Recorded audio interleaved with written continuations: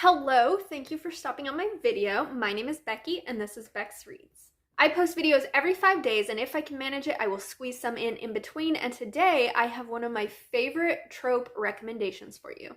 But before we get into the recommendations, could you do me a favor and hit that subscribe button for me down below if you haven't already? It would really help my channel grow, and I would love it if you would be here. Because it is Valentine's month, I thought I would share with you one of my favorite romance tropes, and that is friends to lovers. So today I have 6 friends to lovers romance recommendations for you. First up is Raging Heart On by Jordan Marie. This is the second book in this series. You can read them as standalones, but I suggest if you read this series, you read them in order because there are just like little slices that go into different books and you might get spoiled for like previous couples.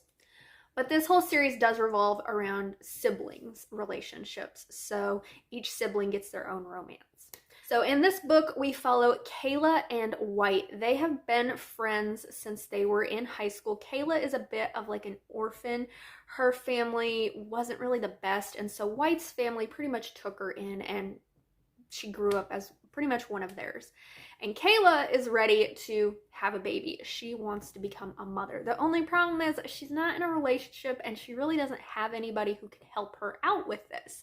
So she starts making a list of some men that she knows who might meet her standards of somebody who would be willing to donate the goods. And when White is at her home one day, he sees this list and he flips the fuck out because he sees his brother's name on the list. His brother is already a single dad, and so she thinks, you know, he would be a good dad. He already is one. He might be willing to help me out. But White is like, oh, hell no. Hell no, is my brother going to give you what you need for a baby? So he tells her, I'll do it. But if we're going to do this, I'm not going to give it to you in a turkey baster. We're going to do it the real way. And in order to do this, they need to like sort of get to know one another, live with each other, you know, build up that romantic relationship that they haven't had up to this point. And that leads them to realizing that they have deeper feelings for one another. My next recommendation is The Other Brooks Boy by Diane Roth. I actually reread this like a couple years ago when I was doing my best books of the decade. I went back and I reread my top 5 books from every year. This was one of them, and it actually made my best books of the decade list. That's how much I enjoyed this story. So this is about Greg and Kara. They have been friends for a really long time, almost since college or high school. I can't remember which one. But it was actually Greg's brother who got into the relationship with Kara. He took the chance. He asked her to marry him. They got married. They had a family. And so Greg has just been in the background as just a friend to Kara until his brother, her husband, dies.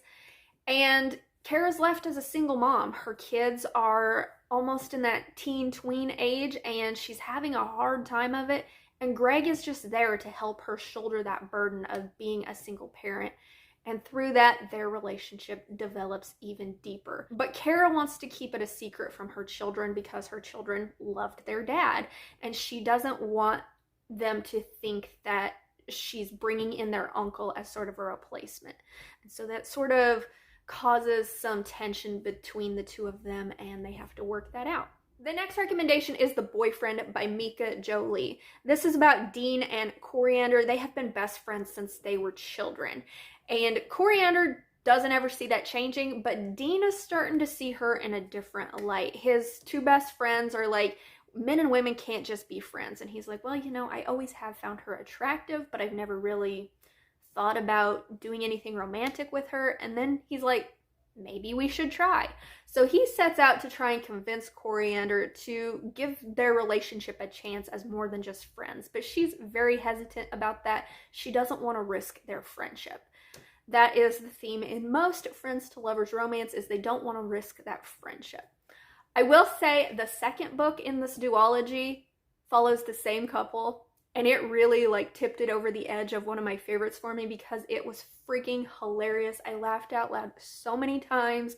There is a doctor appointment scene in there that, oh my God, Dean just, the things he thinks just comes out his mouth, and it was hilarious. My next recommendation is Hawthorne and Heathcliff by R.K. Riles. This is the story of Hawthorne and Max.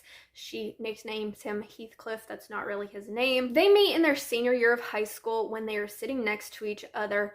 Hawthorne is very reluctant to form relationships with people because everybody she has loved has left her in some capacity. They either left or they died on her, and so she doesn't want to form relationships with people because she's afraid that they too will leave her. But when Max starts working for her uncle and making repairs on his house, they form a friendship and they get to know one another, and that leads into a relationship. But can their relationship really last past high school and all the heartache that will befall Hawthorne in her life? I loved this book not only for the friends to lovers, but I also loved it because it had a lot of family dynamics in it, and it dealt a lot with grief and the exploration of grief. I was actually going through a really difficult time the first time I read this book, and I sobbed like a baby multiple times in it. This is also a unique romance because for the first like 2/3 of the book, it is a young adult romance, and then the last third of the book, it's an adult romance. So it spans quite a few years. There's some second chance romances going on in here as well, and I just absolutely loved this. The last two friends to lovers romance recommendations I have are actually fantasy romances. And if you know me at all, you know what one of them is going to be, and that is Radiance by Grace Draven. This is my favorite romance ever. This is about Brishan and Ildiko. Brishan is a Kai warrior. He has gray skin, glowing eyes, claws, and Ildiko, she is a human. They are both down in the pecking order of their royal families, but they are put into an arranged marriage for trade agreements and just political alliances. So these two start off as strangers, and then they go into being friends and then lovers.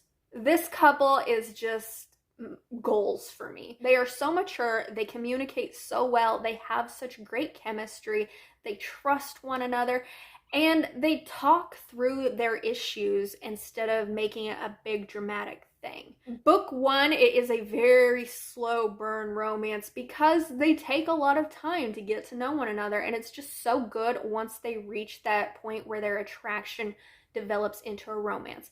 Book two, you see their married life situation and how they really have to fight to maintain their relationship and fight for that relationship. And I thought it was just so freaking good.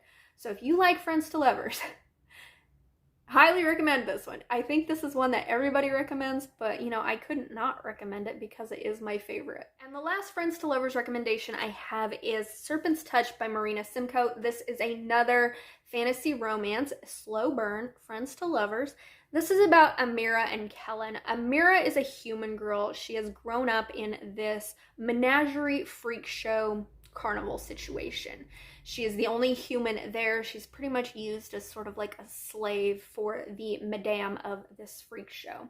When one day this madame brings Kellen in, she doesn't know who he is or even what he is. He is locked in a crate. He refuses to use his magic to benefit this carnival, and so he's slowly dying.